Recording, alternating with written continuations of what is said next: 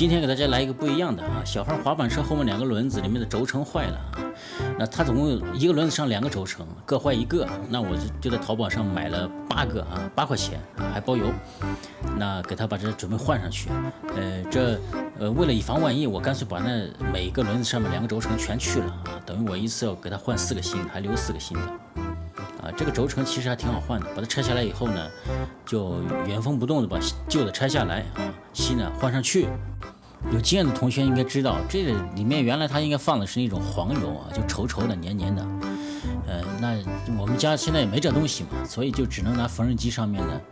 那种润滑油往里放一点点啊，以防止它再进水。其实这个主要原因就是因为里面缺油了，一缺油，这个一见水它就生锈了啊，一生锈呢，没有油的润滑，那就是拿锈在上面磨，把轴承磨坏了。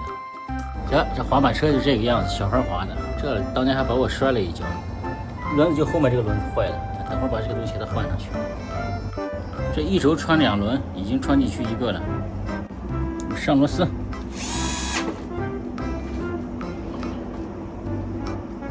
好了。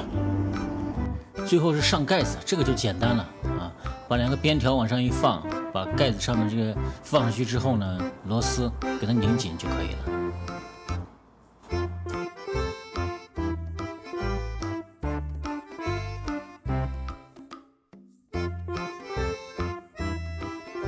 你不跟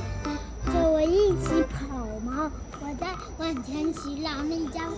跟着我一起跑，